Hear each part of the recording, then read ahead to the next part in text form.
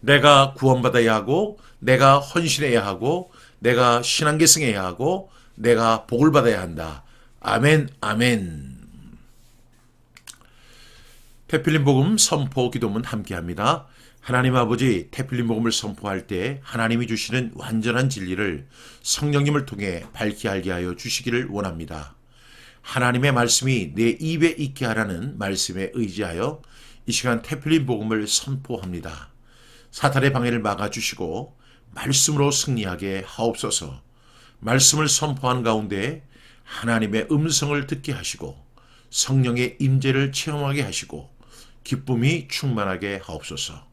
중도에 포기하지 않도록 지켜주시고 선포 중 잡념에 사로잡히지 않도록 지켜주옵소서. 태플린 복음이 전국 방방곡곡에서 선포되게 하시고 더 나아가 이민교회와 선교사님들도 함께 선포하는 가운데 사탄의 역사가 제한되고 승리의 창가가 넘치게 하시고 부흥이 일어나게 하옵소서. 예수님의 이름으로 기도합니다. 아멘. 오늘은 태필린 복음 선포 세븐데이즈 신앙계승의 말씀입니다. 이제 쉐마라고 하죠. 네, 우리 함께 선포하겠습니다. 우리가 이 신앙계승에는 두 가지 측면이 있습니다. 하나는 수직적 신앙계승이 있고 또한 수평적 신앙계승이 있습니다. 우리 크리스천들이 가장 잘하는 것이 이제 수평적 신앙계승인데요. 이것은 주님의 지상 대명령을 통해서 이루어진 일이기 때문에 우리가 반드시 순종해야 할 사명입니다. 동시에 우리에게 수직적 신앙계승이 있습니다. 또 내 자녀에게 부지런히 가르치며 집에 앉았을 때, 길을 갈 때, 누워 있을 때든지 일어날 때든지 이 말씀을 강론하여 자녀를 제자 삼는 것, 이 중요한 그 사역을 우리가 반드시 감당해야 할 줄로 믿습니다. 먼저 수평적 신앙계승에서 전도자의 심장 우리 함께 나누겠습니다. 교재는요, 도서는 209쪽에 있고 핸드북은 77쪽에 준비되어 있습니다. 어떤 심정으로 씨를 뿌려야 합니까? 시편 126편 5절부터 6절 말씀. 눈물을 흘리며 씨를 뿌리는 자는 기쁨으로 거두리로다. 울며 씨를 뿌리러 나가는 자는 반드시 기쁨으로 그 곡식단을 가지고 돌아오리로다. 시편 126편 5절부터 6절 말씀. 아멘, 아멘. 씨를 뿌리는 과정에서 우리가 심정이 있는데 어떤 심정인가? 첫 번째는요, 눈물을 흘리는 심정이 있어야 될 줄로 믿습니다. 그러면 우리는 어떤 심정을 가져야 합니까? 로마서 1장 14절부터 15절 말씀. 헬라인이나 야만인이나 지혜 있는 자나 어리석은 자에게 다 내가 빚진 자라. 그러므로 나는 할 수 있는 대로 로마에 있는 너희에게도 복음 전하기를 원하노라. 로마서 1장 14절부터 15절 말씀. 아멘, 아멘. 어떻게 자기의 상을 받습니까? 고린도전서 3장 6절부터 8절 말씀. 나는 심었고 아볼로는 물을 주었을 때 오직 하나님께서 자라나게 하셨나니 그런즉 심는 이나 물 주는 이는 아무것도 아니로되 오직 자라게 하시는 이는 하나님뿐이니라. 심는 이와 물 주는 이는 한 가지나 각각 자기가 일한 대로 자기의 상을 받으리라. 고린도전서 3장 6절부터 8절 말씀. 아멘, 아멘. 우리가 전파하는 것은 무엇입니까? 고린도서 4장 5절 말씀. 우리는 우리를 전파하는 것이 아니라 오직 그리스도 예수의 주되신 것과 또 예수를 위하여 우리가 너희의 종된 것을 전파함이라. 고린도 후서 4장 5절 말씀. 아멘, 아멘.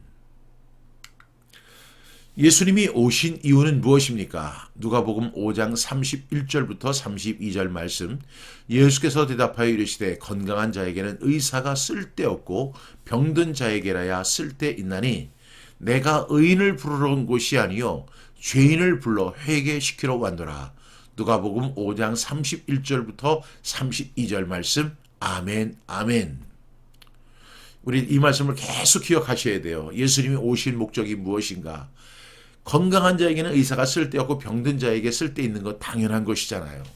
예수님은 의인을 부르러 온 것이 아니라 죄인을 불러서 어떻게 해요? 회개시키러 오신 거예요. 그래서 회개할 것 없는 의인 99을 인하여 기뻐하는 것보다 한 영혼을 위해서 기뻐하시는 것이 훨씬 강한 이유가 바로 여기에 있습니다. 죄인 하나가 회개하면 하늘에서는 어떤 일이 일어난다고요?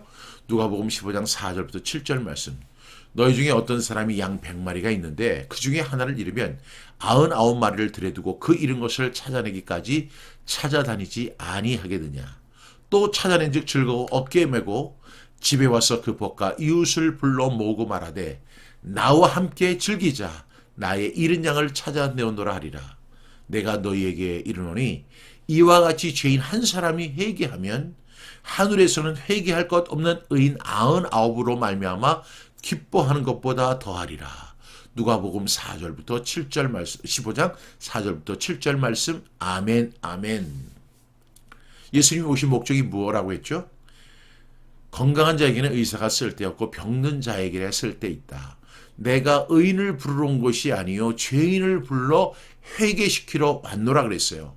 죄인을 불러서 회개시키기 위해서 오신 것이 예수님의 목적인데요. 그런 과정, 그런 프로세싱 가운데서 일어나는 일이 뭐냐면 이와 같이 죄인 한 사람이 회개할 때 천국에서는 어떤 일이 벌어지는가? 하늘에서는 회개할 것 없는 의인 99으로 말미암아 기뻐하는 것보다 더한 역사가 일어납니다. 천국잔치가 일어나게 된다는 것이죠. 여러분 한번 상상해 보세요. 한번 그려 보세요. 한국에서 이 하늘 천국에서 이 천국 잔치가 벌어지고 있는 모습을 보세요.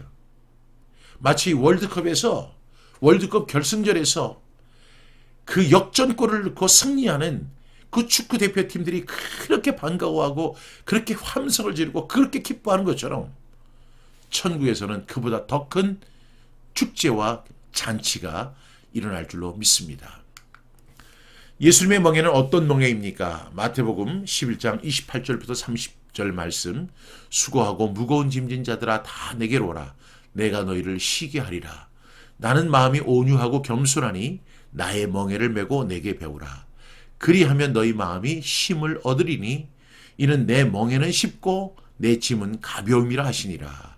마태복음 11장 28절부터 30절 말씀. 아멘, 아멘. 저도 이렇게 한 살 한 살 나이를 먹어가면서 느끼는 게 있어요. 인생이 무엇인가? 철학자들의 그 어떤 논거를 빌려오지 않더라도 우리가 이렇게 인생을 살면서 느껴지는 삶의 철학을 보게 되면 인생은 짐지는 인생이에요. 무거운 짐을 지고 가는 것이 인생의 모습입니다. 주님은 이런 걸 알고 계세요. 우리가 이 세상에서 사는 동안의 수고와 탄식과 짐이에요. 그리고 우리로 말미암는 것은 쓰레기밖에 없어요. 지금 한 사람이 사는데 발생하는 쓰레기가 얼마나 많이 있습니까? 참 수고하는 인생이고 무거운 짐진 인생입니다. 그런데 우리 주님 초청해 주시잖아요. 내게로 오라. 다 내게로 오라. 다 내게로 오라. 오늘도 주님의 의로를, 주님의 초청을 기쁘게 받으시는 저와 여러분 되시기를 바랍니다. 수평적 신앙계승 전도의 사명에 대해서 우리 함께 나눕니다. 우리에게 주신 지상 대명령은 무엇입니까? 마태복음 28장 19절부터 20절 말씀. 그러므로 너희는 가서 모든 민족을 제자로 삼아 아버지와 아들과 성령의 이름으로 세례를 베풀고 내가 너희에게 분부한 모든 것을 가르쳐 지키게 하라. 볼지어다 내가 세상 끝날까지 너희와 항상 함께 있으리라 하시니라. 마태복음 28장 19절부터 20절 말씀. 아멘, 아멘. 여러분 이것이 지상 대명령이잖아요. 우리는 이 말씀을 다 암송하고 이 말씀을 굉장히 좋아합니다. 그런데 이 말씀에 핵심이 있어요. 여기에 핵심은 제자를 삼으라는 거예요. 헬라어 성경에서 가장 강력하게 그 조명하는 말씀이 뭐냐면 제자를 삼으라는 거죠. 가는 이유가 무엇일까요? 제자를 삼기 위해서. 세례를 주는 이유가 뭘까요? 제자를 삼았기 때문에. 그리고 제자를 삼았기 때문에 예수님이 분부한 모든 것을 가르쳐 지키게 할 수 있는 거예요. 가장 핵심이 뭐라고요? 제자를 삼으라는 거예요. 여러분 한국교회 후안 카를로스 오르티즈 목사님이 제자입니까? 라는 책을 통해서 우리에게 이렇게 들려주는 이야기가 있잖아요. 한국교회를 그분이 이렇게 진단했습니다. 한국교회는 굉장히 그 교인이 많대요. 군중은 많고 교인은 많은데 참 성도가 적다. 그리고 성도는 혹 있으나 제자는 정말로 없다. 이렇게 이야기를 했습니다. 근데 주님이 우리에게 명령하신 내용은 뭐냐면 제자를 삼으라는 거예요. 단지 복음을 전해서 그 사람이 거듭나게 하고 예수 믿게 하는 그 정도에서 끝나는 것이 아니고요. 그 사람을 제자 삼아야 돼요. 제자 삼아서 예수님이 분부한 모든 것을 가르쳐 지키게 하는 거예요. 그럼 어떻게 가르쳐 지키게 할까요? 제가 좋은 방법 알려드릴게요. 그것은 바로 태필린 복음을 함께 선포하는 거예요. 성경에 여러 가지 핵심이 있잖아요. 그렇지만 성경의 핵심을 딱 4개로 이렇게 압축해 보면 첫 번째가 구원입니다. 두 번째는 뭐예요? 헌신하는 거죠. 그리고 내가 받은 구원, 내가 했던 헌신, 이것을 어떻게 해야 돼요? 계승하는 거죠. 제자 삼는 거죠. 그럴 때 주님이 뭐라고 말씀하시죠? 내가 너희에게 분부한 모든 것을 가르쳐 지키게 하라. 볼지어다 내가 세상 끝날까지 너희와 항상 함께 있으리라. 함께 복을 주신다는 것입니다. 이러한 복의 혜택의 수혜자가 되시기를 주님의 이름으로 축복합니다. 우리에게 주신 큰 명령 무엇입니까? 마가복음 16장 15절부터 16절 말씀. 또 이르시되 너희는 온 천하에 다니며 만민에게 복음을 전파하라. 믿고 세례를 받는 사람은 구원을 얻을 것이요 믿지 않는 사람은 정죄를 받으리라. 마가복음 16장 15절부터 16절 말씀. 아멘 아멘. 마태는 예수님의 지상 대명령을 제자를 삼으라로 받아들였어요. 그런데 이 마가는요, 가장 중요하게 생각했던 것이 복음이었습니다. 그래서 이 마가가 이 지상 대명령을 어떻게 이해를 했냐면 복음을 전파하는 것이다. 우리에게 주신 미션이 뭐냐, 사명이 뭐냐, 명령이 뭐냐, 그것은 바로 복음을 전파하는 것이다. 그리고 그 복음을 전파했을 때 그것을 믿고 세례를 받는 사람은 구원을 받는 것이고 그것을 거부하고 믿지 않는 사람은 정죄를 받는 것이다 라고 마가는 이렇게 기술했습니다. 핵심이 뭐예요? 복음을 전파하는 거예요. 제자를 삼는 것입니다. 복음을 전파하는 것. 이 사명 감당할 수 있기를 간절히 바랍니다. 전도의 모델이 되신 분은 누구십니까? 마가복음 1장 38절부터 39절 말씀. 이르시되 우리가 다른 가까운 마을로 가자. 거기서도 전도하리니 내가 이를 위하여 왔노라 하시고 이에 온 갈릴리에 다니시며 그들의 여러 회당에서 전도하시고 또 귀신들을 내쫓으시더라. 마가복음 1장 38절부터 39절 말씀. 아멘 아멘. 내가 전도하겠다. 내가 이를 위해서 왔다. 예수님의 가장 큰 목적은 우리의 죄를 위해서, 저와 여러분의 죄를 담당하기 위해서 십자가를 지는 사건이었습니다. 그러나 예수님의 공생의 3년은 무의미한 시간이 아니었죠. 예수님은 그 3년 동안을 통해서 가장 중요한 핵심을 설명하셨습니다. 그것이 바로 전도하는 것입니다. 내가 이를 위해서 왔다. 그러니까 전도는 어떤 특정한 사람만이 하는 것이 아니고 우리 예수 그리스도를 나의 구주와 주님으로 영접한 사람이라면 반드시 해야 할 사명인 줄로 믿습니다. 그리고 예수님은 그 말씀을 어떻게 실행하셨어요? 온 갈릴리에 다니시며, 그러니까 갈릴리에는 여러 지방이 있잖아요.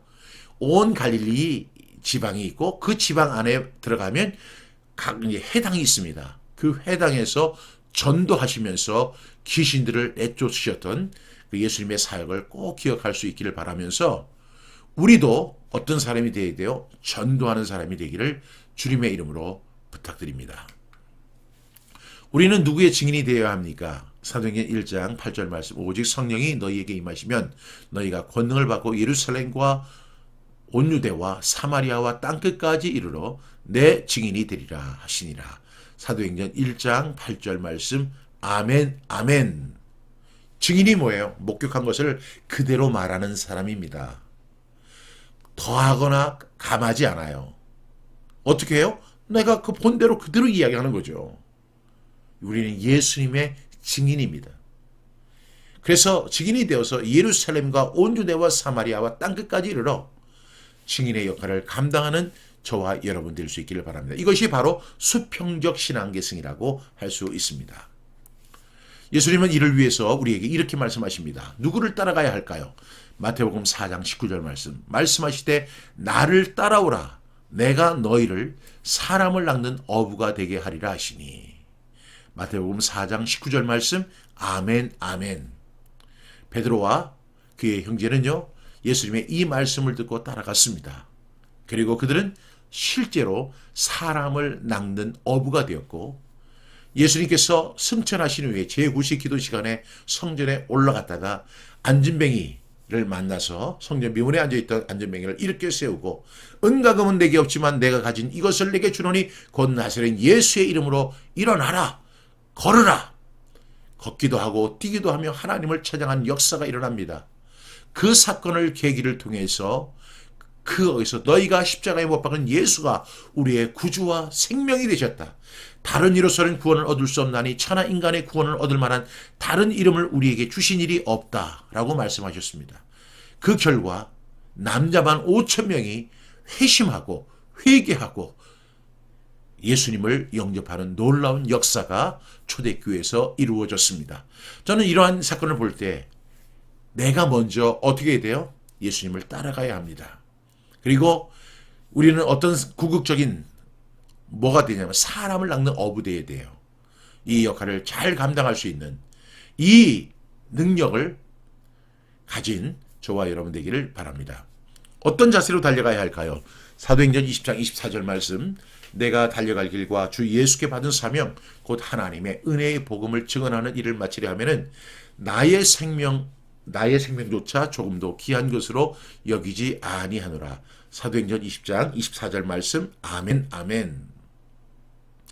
저 신학교 합격하고 이제 면접할 때 어떻게 신학교를 지원하셨습니까? 우리 돌아가신 정진왕 그때는 학장님이셨는데 그 학장님이 그렇게 저에게 질문하셨어요.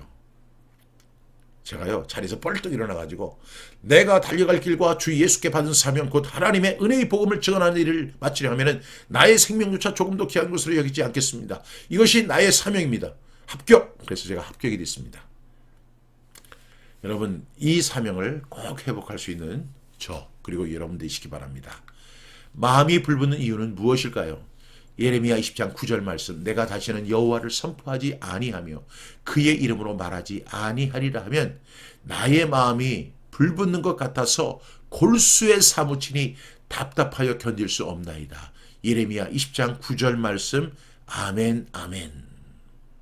여러분 이런 심정 가져보셨어요? 마음이 불붙는 것 같아서. 이 마음이 불붙는 거 좋은 일에도 마음이 불붙을 수 있고 나쁜 일에도 마음이 불붙을 수 있어요. 뭐 예를 들어서 엄청 억울한 일을 당할 때 마음이 불붙는 것 같잖아요. 막 스트레스 지수가 막 올라갈 때 마음이 불붙는 것 같아요. 그런데 그런 것이 아니라 내가 여호와를 선포하지 않겠다. 복음을 증거하지 않겠다 하면 내 마음속에 막 의분이 막 일어나는 거예요. 그래가지고 골수에 사무치고 답답하여 견딜 수 없어서 뛰쳐나가서 복음을 전하겠다고 하는 그런 뜨거운 마음이 회복될 수 있기를 간절히 축복합니다. 저는 이 마음이 어떤 마음인 줄 알아요. 그래서 저도 이 말씀을 묵상할 때마다 항상 하나님 이 마음이 회복되게 해주시옵소서. 제가 예수님 영접한 후에 제 마음이 너무 불붙는 것 같은 거예요. 제가 어렸을 때 굉장히 소심하고 내성적이었는데 아니 그 성격이 완전히 바뀌는 거예요. 그냥 복음 전하고 싶어서 만나는 사람에게 이 복음 전하고 싶어서 내가 겪었던 이 복음 내가 체험했던 이 복음을 알리고 싶어서 죽는 줄 알았다니까요. 여러분 그런 심정 있으셨죠? 그 심정을 회복하는 저와 여러분 다 되시기 바랍니다. 그럼 복음에는 어떤 능력이 있습니까? 로마서 1장 16절부터 17절 말씀. 내가 복음을 부끄러워하지 아니하노니 이 복음은 모든 믿는 자에게 구원을 주시는 하나님의 능력이 됩니다. 먼저는 유대인에게요. 그리고 헬라인에게로다. 복음에는 하나님의 의가 나타나서 믿음으로 믿음에 이르게 하나니 기록된 바 오직 의인은 믿음으로 말미암아 살리라 함과 같으니라. 로마서 1장 16절부터 17절 말씀. 아멘 아멘. 그 마르틴 루터가 오직 의인은 믿음으로 말미암아 살리라, 그런 신앙을 하나의 고행으로 생각했습니다. 그래서 무릎으로 그 성전을 걸어가면서 그렇게 고행하는 것이 주님을 가까이 하는 것이고 주님을 사랑하는 것이라고 믿었습니다. 그런데 그가 로마서 1장 17절에 나타난 오직 의인은 믿음으로 말미암아 살리라. 오직 의인은 믿음으로 말미암아 살리라.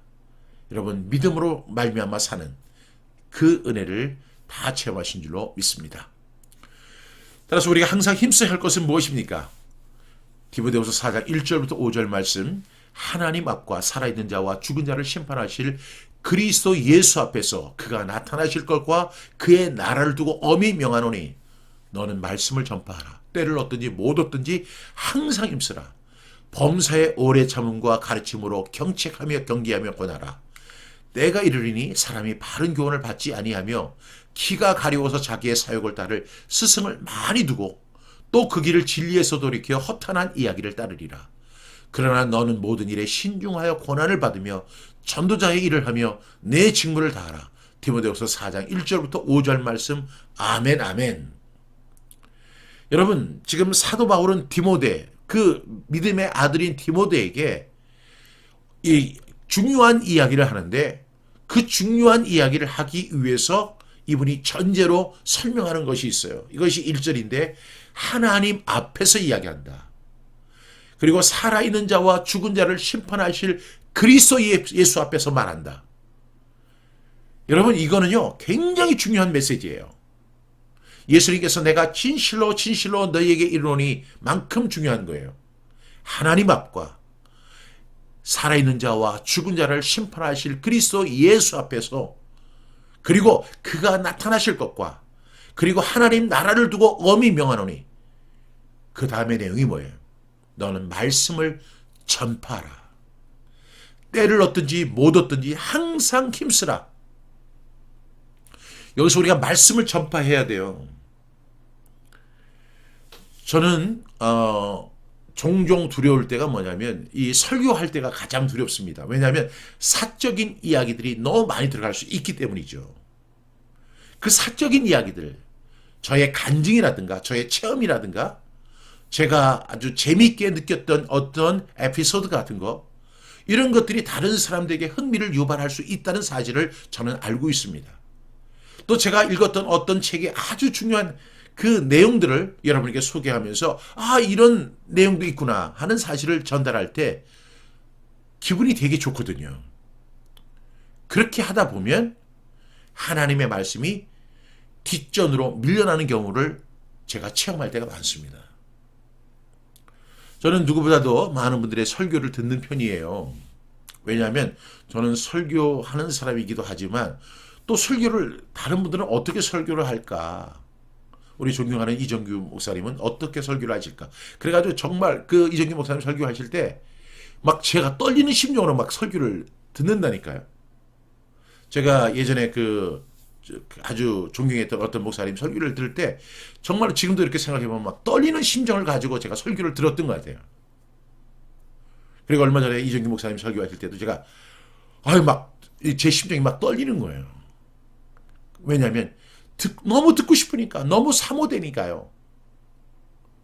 그런 심정을 가지고 제가 설교를 이렇게 들을 때가 많이 있습니다. 그런데 듣다가 제가 채널을 확 돌려버려요. 왜냐하면 처음에는 정말 말씀대로 가는 것 같다가 제일 문제가 뭐냐면, 이게 정말 죄송합니다만 그 삼천포 시에 사시는 분들에게는 죄송한데 삼천포로 가시는 분들이 굉장히 많아요. 너는 말씀을 전파해야 돼요. 가능하면 말씀 70, 그리고 그것을 해설하는 건 30, 이렇게 가야 될 줄로 믿습니다. 그러면 얼마나 인기가 없겠어요? 얼마나 재미가 없겠어요? 그런데요, 때가 이르리니 사람이 바른 교훈을 받지 아니하려는 그 심정이 있어요. 바른 교훈을 주면, 진리의 말씀을 선포하면 그것을 싫어합니다. 그리고 막 기가 가려워서 자기의 사욕이 뭐예요? 자기가 하고 싶은 거, 자기 욕망을 채워줄 수 있는 메시지. 어떤 사람은 자녀가 자기의 사욕이에요. 그래가지고 자녀가 잘 된다고 하는 그 이야기를 들으면 그 자녀들이 대대로 복을 받을 줄로 믿습니다 하면 아멘 아멘 하면서 그걸 좋아해요. 어떤 사람에게는 사욕이 뭐냐면 돈 버는 거예요. 또 어떤 사람에게는 그 사욕이 명예를 얻는 거예요. 또 어떤 사람에게는 그 사욕이 뭐 사업이 잘 되고 자기가 형통하는 거예요. 근데 그런 이야기를 해주는 설교자한테는 사람들이 막 몰리는 거예요. 그건 진리가 아니에요. 성경에 네 아들이 잘 될 것이다. 네가 사업에 성공할 것이다. 네가 형통할 것이다. 너 부자 될 것이다. 만약에 이렇게만 한다고 하면은 저도 그런 것만 골라서 말씀을 하고 싶어요. 근데 우리가 이 대표님 보면 선포해 보면 알지만 가슴 찔리는 얘기들이 너무 많잖아요. 가슴 찔리는 얘기. 왜? 이건 우리 얘기가 아니에요. 만약에 제 얘기라면 저는 좋은 얘기만 할 것 같아요. 제가 쓰는 책을 보게 되면 좋은 얘기만 하려고 노력하잖아요. 근데 성경은요, 칼이에요.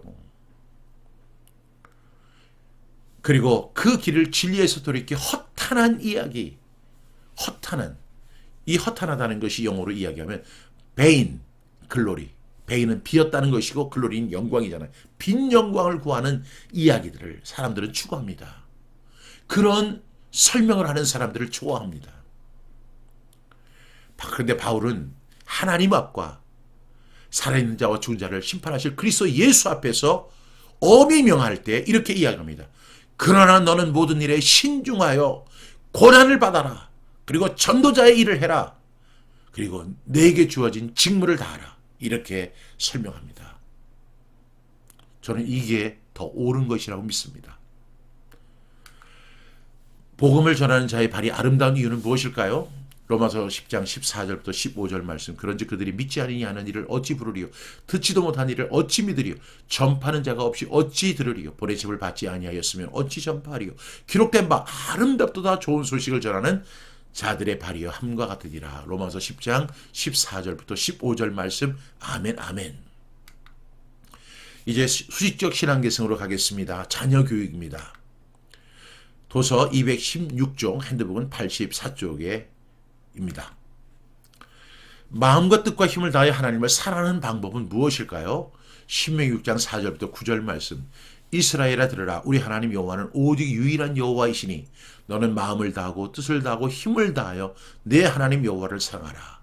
오늘 내가 내게 명하는 이 말씀을 너는 마음에 새기고 내 자녀에게 부지런히 가르치며 집에 앉았을 때든지 길을 갈 때든지 누워있을 때든지 일어날 때든지 이 말씀을 강론할 것이며 너는 또 그것을 내 손목에 메어 기호를 삼으며 내 미간에 붙여 표로 삼고 또 내 집 문설주와 바깥문에 기록할지니라.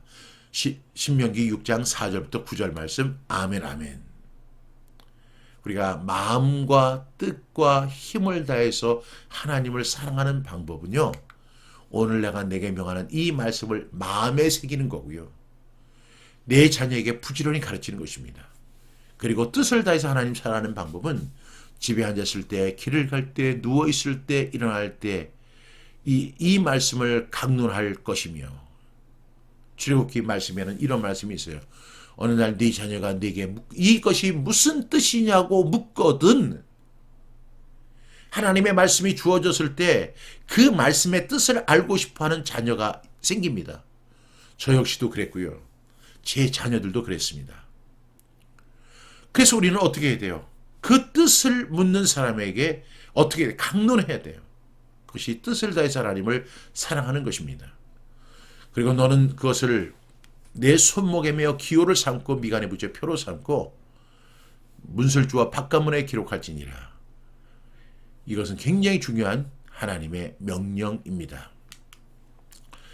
왜 어렸을 때부터 성경을 알게 해야 합니까? 디모데후서 3장 15절부터 17절 말씀. 또 어려서부터 성경을 알았나니 성경은 능히 너로 하여금 그리스도 예수 안에 있는 믿음으로 말미암아 구원에 이르는 지혜가 있게 하느니라. 모든 성경은 하나님의 감동으로 된 것으로 교훈과 책망과 바르게 함과 의로 교육하기에 유익하니 이는 하나님의 사람으로 온전하게 하며 모든 선한 일을 행할 능력을 갖추게 하려 함이라. 디모데후서 3장 15절부터 17절 말씀. 아멘 아멘. 성경에는 놀라운 능력이 있어요. 첫 번째는 믿음으로 말미암아 구원에 이르는 지혜가 있습니다. 두 번째는 교훈과 책망과 바르게 함과 의로 교육하기에 유익합니다. 세 번째는 하나님의 사람으로 온전하게 해서 선한 일을 행할 수 있는 능력을 갖추게 합니다. 이렇게 할 수 있는 것은 지금 어떤 것도 없습니다. 오직 성경입니다. 성경을 통해서 구원에 이르는 지혜를 얻게 되고 그 다음에 교훈과 책망과 바르게 함과 의로 교육해서 하나님의 사람을 만드는 거예요. 근데 이 일이 언제부터 진행돼야 되죠? 아이가 어렸을 때부터. 유대인들은요, 3살 때부터 성경 암송을 하잖아요. 그 이전부터도 티쿤 올람이라고 하는 것을 통해서 그 아이들에게 하나님의 말씀에 대한 갈증을 느끼게 만들어줍니다. 그 아이들에게 왜 네가 성경 암송을 해야 되죠? 티쿤 올람, 리페어 더 월드, 세상을 치유하는 사람이 되기 위해서. 그것은요, 성경밖에 없어요. 네가 왜 하나님의 말씀을 암송해야 되지? 왜 하나님의 말씀을 연구해야 되지? 왜 하나님의 말씀의 뜻을 알아야 되지? 티콘 올람.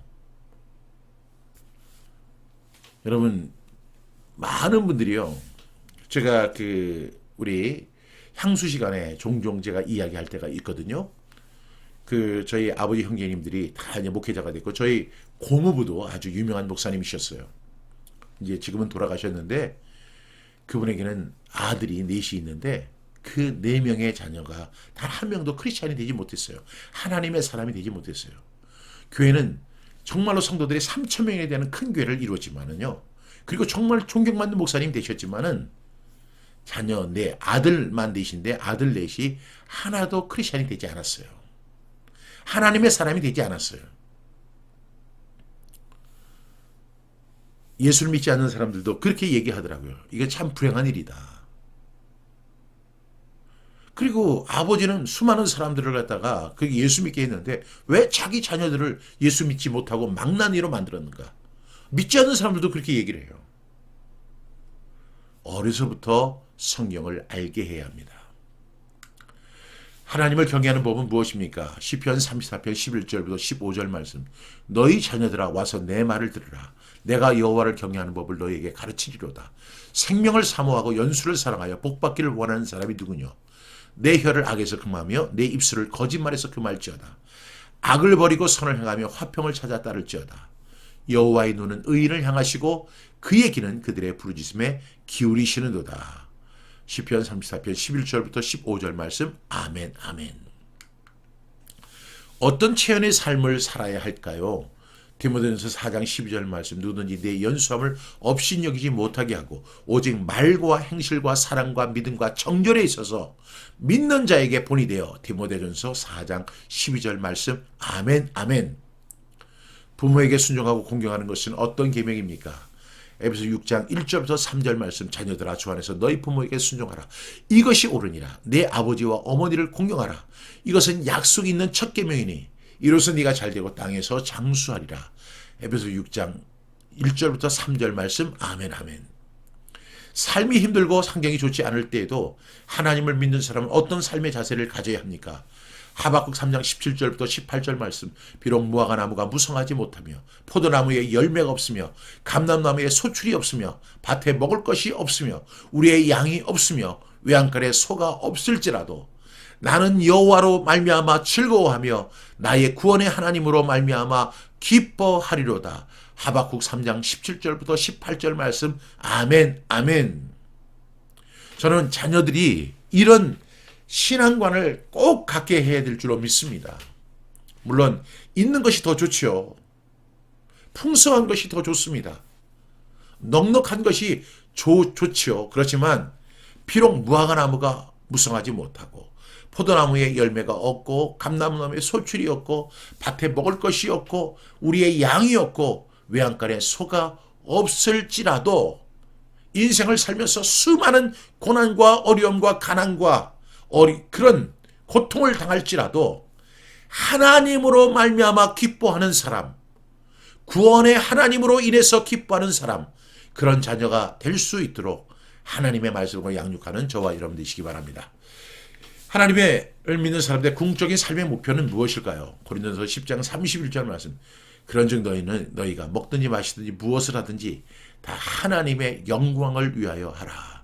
먹는 거 마시는 거 무엇을 하든지 하나님의 영광을 위해 살아가는 저와 여러분이시기 바랍니다. 이러기 위해서는 우리가 뜻을 정해야 되죠. 어떤 인생에게 은혜와 긍휼이 있습니까?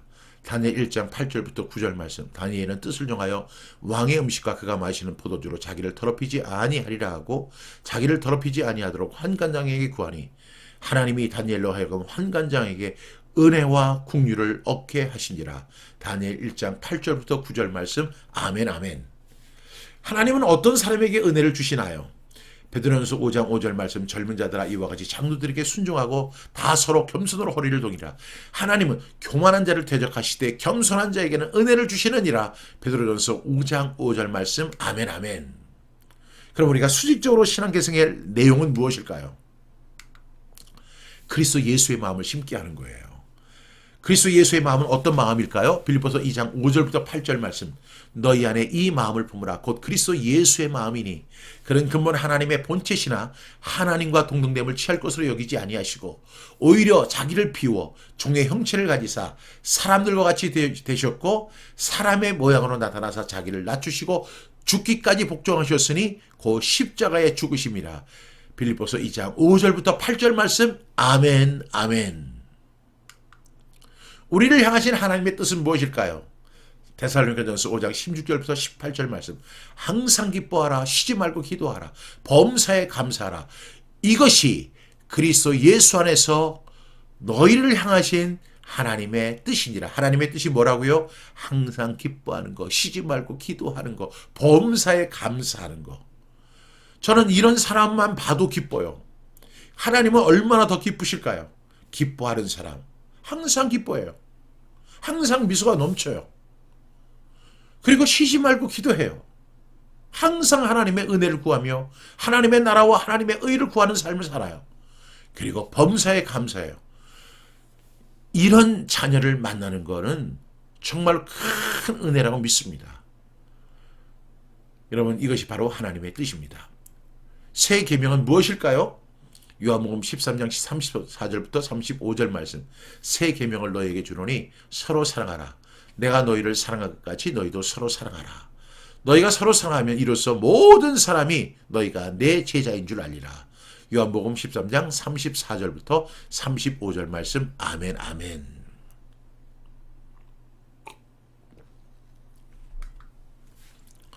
무엇으로 우리의 행실을 깨끗게 할 수 있습니까? 시편 119편 9절부터 11절 말씀. 청년이 무엇으로 그의 행실을 깨끗하게 하리이까? 주의 말씀만 지킬 따름이니이다. 내가 전심으로 주를 찾아 싸우며니 주의 계명에서 떠나지 말게 하소서. 내가 주께 범죄하지 아니하려 하여 주의 말씀을 내 마음에 두었나이다. 시편 119편 9절부터 11절 말씀. 아멘 아멘. 있는 바를 족한 줄 알아야 하는 이유는 무엇일까요? 히브리서 13장 5절 말씀. 돈을 사랑하지 말고 있는 바를 족한 줄로 알라. 그가 친히 말씀하시기를 내가 결코 너희를 버리지 아니하고 너희를 떠나지 아니하리라 하셨느니라. 히브리서 13장 5절 말씀. 아멘 아멘. 음행을 피해야 하는 이유는 무엇일까요? 고린도전서 6장 18절 말씀. 음행을 피하라. 사람이 범하는 죄마다 몸 밖에 있거니와 음행하는 자는 자기 몸에 죄를 범하느니라. 고린도전서 6장 18절 말씀. 아멘 아멘. 도둑질 하던 사람은 어떻게 돌이켜야 합니까? 에베소 4장 28절 말씀. 도둑질하는 자는 다시 도둑질하지 말고 돌이켜 가난한 자에게 구제할 수 있도록 자기 손으로 수고하여 선한 일을 하라. 에베소 4장 28절 말씀. 아멘 아멘. 그러면 우리 그리스도인들에게는 우리 속에 무엇이 풍성해야 할까요? 골로새서 3장 16절부터 17절 말씀. 그리스도의 말씀이 너희 속에 풍성히 거하여 모든 지혜로 피차 가르치며 권면하고 시와 찬송과 신령한 노래를 부르며 감사하는 마음으로 하나님을 찬양하고 또 무엇을 하든지 말이나 일이나 다 주 예수의 이름으로 하고 또 그를 힘입어 하나님 아버지께 감사하는 자가 되라. 감사하라. 골로새서 3장 16절부터 17절 말씀. 아멘 아멘. 여러분, 이 일이 가능케 하기 위해서는요, 뭐가 있어야 돼요? 그리스도의 말씀이 너희 속에 풍성이 거해야만 가능한 일들입니다. 그리스도의 말씀이 너희 속에 풍성히 거해 보세요. 왜 우리가 테필린복음 400절을 암송해요? 왜 선포합니까? 우리가 그 말씀을 선포하는 가운데 모든 지혜로 피차 가르치고 권면하고 시와 찬송과 신령한 노래를 부르고 감사하는 마음으로 하나님을 찬양할 수밖에 없습니다. 이러한 일들을 위해서 그리스도의 말씀을 풍성히 거하게 하는 저와 여러분 되시기 바랍니다. 소망에 관한 이유를 묻는 자에게 우리는 뭐라고 대답을 해야 할까요? 베드로전서 3장 15절 말씀, 너희 마음에 그리스도를 주로 삼아 거룩하게 하고 너희 속에 있는 소망에 관한 이유를 묻는 자에게는 대답할 것을 항상 준비하되 온유와 두려움으로 하고. 베드로전서 3장 15절 말씀, 아멘 아멘. 우리는 누구의 향기입니까? 고린도후서 2장 15절 말씀, 우리는 구원받는 자들에게나 망하는 자들에게나 하나님 앞에서 그리스도의 향기니. 고린도후서 2장 15절 말씀, 아멘 아멘. 우리가 수직적 신앙 계승에서 가장 중요한 말씀 중에 하나가 잠언의 말씀입니다. 잠언은 하나님의 백성, 그러니까 유대인들은 태어날 때부터 선민이었죠. 그런데 우리는 구원받은 이후에 선민이 되는 겁니다. 하나님의 백성을 위한 선민 교육 내용을 우리 함께 살펴보겠습니다. 잠언의 기록 목적은 무엇입니까? 잠언 1장 1절부터 5절 말씀, 다윗의 아들 이스라엘 왕 솔로몬의 잠언이라. 이는 지혜와 훈계를 알게 하며 명철의 말씀을 깨닫게 하며 지혜롭게 공의롭게 정의롭게 정직하게 행할 일에 대하여 훈계를 받게 하며 어리석은 자를 슬기롭게 하며 젊은 자에게 지식과 근실함을 주기 위한 것이니. 지혜 있는 자는 듣고 학식이 더할 것이요 명철한 자는 지략을 얻을 것이라. 잠언 1장 1절부터 5절 말씀이 바로 잠언의 기록의 목적입니다. 그래서 이 잠언 3장 1절부터 6절은 우리에게 이렇게 이야기합니다. 하나님과 사람 앞에서 은총을 받는 방법이 뭘까요? 잠언 3장 1절부터 6절 말씀, 내 아들아 나의 법을 잃어버리지 말고 내 마음으로 나의 명령을 지키라. 그리하면 그것이 네가 장수하여 많은 해를 누리게 하고 하며 평강을 더하게 하리라. 인자와 진리가 네게서 떠나지 말게 하고 그것을 내 목에 매며 내 마음판에 새기라. 그리하면 네가 하나님과 사람 앞에서 은총과 기중의 여김을 받으리라. 너는 마음을 다하여 여호와를 신뢰하고 내 명철을 의지하지 말라.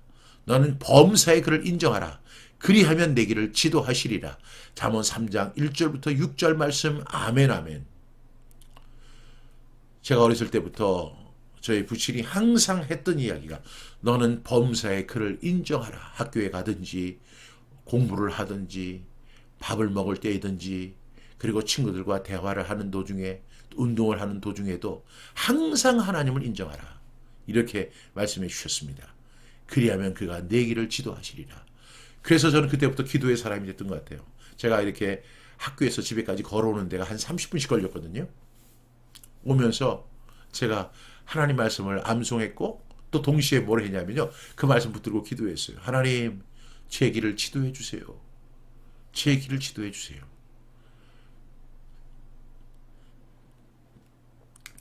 우리가 지켜야 할 것은 무엇입니까? 잠언 4장 20절부터 23절 말씀, 내 아들아 내 말에 주의하며 내가 말하는 것에 내 귀를 기울이라. 이것을 내 눈에서 떠나게 하지 말며 내 마음속에 지키라. 그것을 얻는 자에게는 생명이 되며 그의 온 육체의 건강이 됨이니라. 모든 지킬 만한 것 중에 더욱 내 마음을 지키라. 생명의 근원이 이에서 남이니라. 잠언 4장 20절부터 23절 말씀, 아멘 아멘. 시대를 막론하고요, 가장 중요한 교훈 중에 하나가 뭐냐면 마음을 지키는 것이죠. 우리가 지켜야 할 것이 너무너무 많습니다. 그런데 그 지킬 만한 것 중에서 가장 많이 지켜야 할 것이 뭐냐면 마음이에요. 그리고 가장 지키기 어려운 것이 뭐냐면 마음이에요. 어제도 제가 우리가 이제 그 테필린 복음 선포하면서 제가 이제 기도하는 마음으로 그 주인을 만나서 이렇게 대화를 하는데 못을 박지 말고 하라는 거예요. 아니 제가 그냥 막 화가 확 치밀어 오르면서 제 마음이 막 화가 막 나는 거예요.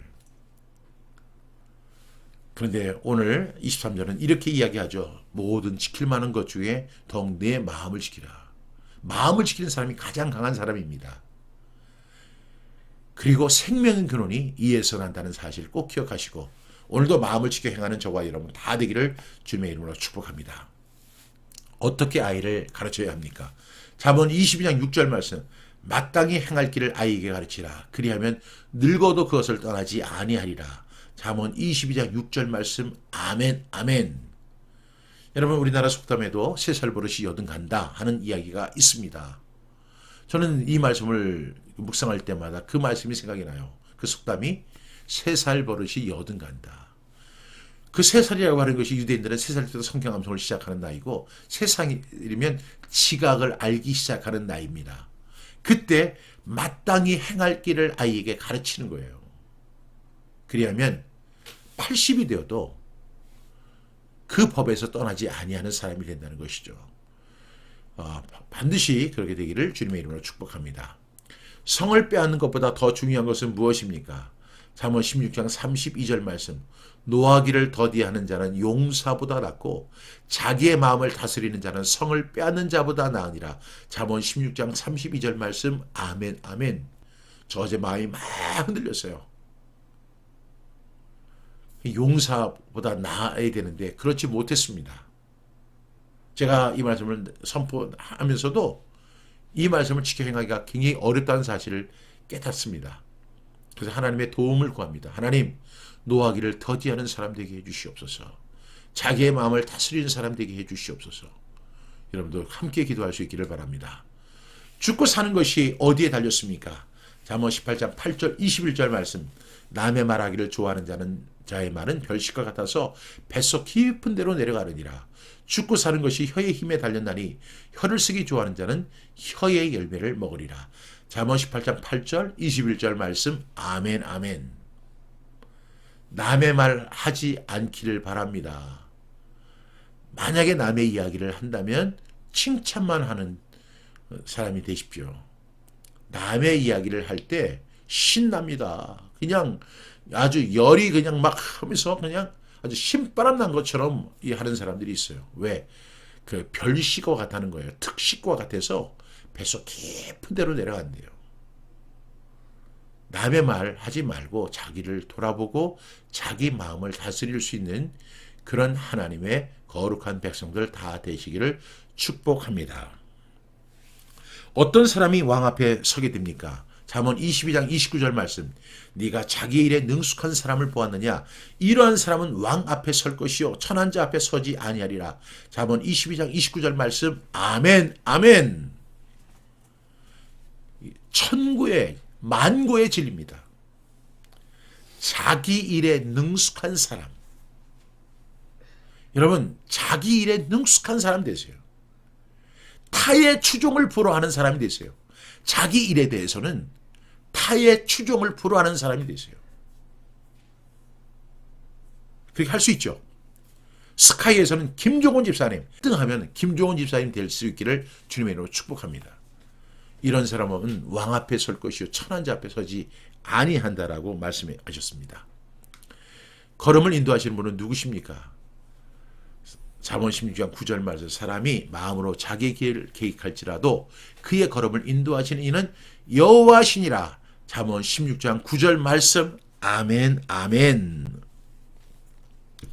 아멘. 오직 성경 암송이 길입니다. 이제는 현대 중대형 목사님이 딸이 신천지에 빠져 어머니 사모님까지 모시고 갔다는 말을 듣고 만판에 말씀 새겨지지 않은 결과라는 것을 말했습니다. 우리 김종훈 집사님도 말씀하셨어요. 태평 복음 구원 헌신 신앙에서 축복의 말씀을 라이프 스타일로 계속 반복 선포하도록 노력하겠습니다. 아멘, 아멘. 근데 김종훈 집사님 구원의 말씀, 헌신의 말씀, 신앙의 성, 축복의 말씀, 이 말씀을 라이프 스타일로 이렇게 하신다고 했잖아요. 우리가 뭐 만절을 알고 천절을 알면 더 좋겠지만요.